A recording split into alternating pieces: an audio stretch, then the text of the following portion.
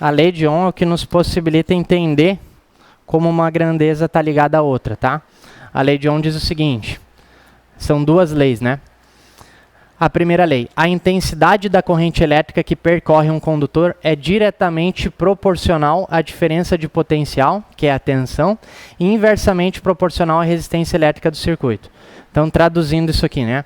A intensidade da corrente elétrica que percorre um condutor é diretamente proporcional à diferença de potencial. Então, ele diz que a corrente é proporcional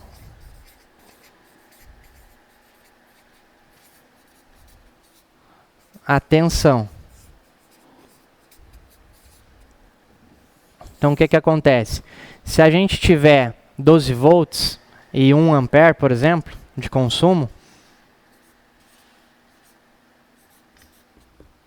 se a gente aumentar a tensão elétrica, automaticamente a corrente vai aumentar também, tá? Por exemplo, se a gente tiver 24 volts, a gente vai ter 2 amperes. A gente vai ter o dobro de corrente também. Isso é proporcional. Se a gente tiver 36 volts, a gente vai ter 3 amperes. Se a gente tiver 6 volts, a gente vai ter meio ampere. Então essa é a primeira parte da lei de Ohm, né? E inversamente proporcional à resistência elétrica do circuito. Então vamos supor que a gente tenha 1 ampere e 1 ohm. Tá? O símbolo do ohm é aquela, parece uma ferradurinha de cavalo, né? Se a gente tiver 1 ampere e 1 ohm, e a gente aumentar essa resistência, por exemplo, tiver 2 ohms, a gente vai ter meio ampere.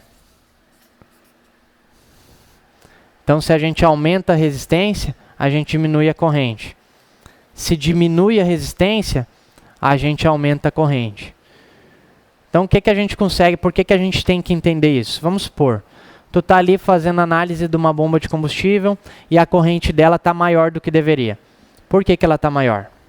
Ela pode estar maior porque a resistência diminuiu.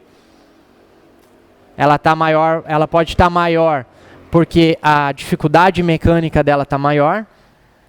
Certo? A gente tem que compreender isso. Está medindo lá um bico injetor e a corrente dele está alta. Por que a corrente dele está alta? De repente a resistência que está baixa. Mesma coisa com uma bobina. Qualquer componente que tenha resistência e corrente, ela vai ser proporcional. Aumentou a resistência, diminuiu a corrente. Diminuiu a resistência, aumentou a corrente. Então isso serve para vocês conseguirem, não só além de trocar um componente, entender por que vocês estão trocando aquele componente. Eu estou trocando aquele componente porque a resistência baixou e a corrente aumentou, né?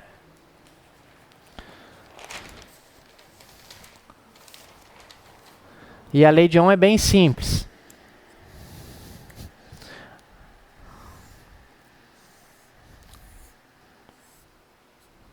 A gente tem aqui em cima, é um triângulo que a gente diz, né? Aqui em cima a gente tem tensão, aqui embaixo a gente tem corrente e resistência.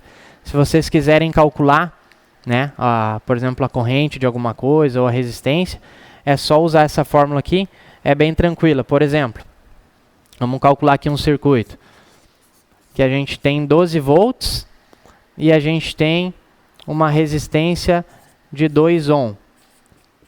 Qual é a corrente que a gente vai ter nesse circuito? Com esse triângulozinho aqui é bem fácil de vocês calcularem. A gente tem tensão, corrente e resistência, certo?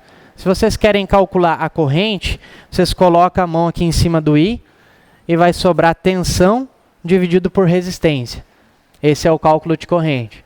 Se vocês quiserem calcular resistência, bota a mão em cima, é tensão dividido por corrente. Se vocês querem calcular tensão, é corrente vezes resistência. Então vamos calcular aqui essa corrente. Corrente igual tensão dividido por resistência. Então é 12 volts dividido por 2 ohm. A corrente é 6 ampere. E para a prova real disso aqui, vamos supor que a gente tivesse 12 volts, a gente não sabe a resistência, né? E a gente sabe a corrente, que é 6 amperes. Então, para calcular a resistência, como é que é? Tensão dividido por corrente. Então, R igual 12 volt dividido por 6 amperes. R igual 2 ohm. Então, essa forma serve para vocês compreenderem melhor aquilo que a gente já viu anteriormente, tá?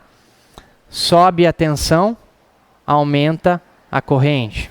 Por exemplo, quando a gente está com o carro só com a chave ligada, a gente está com o farol ali numa luminosidade. Quando a gente liga o carro, aumenta a tensão.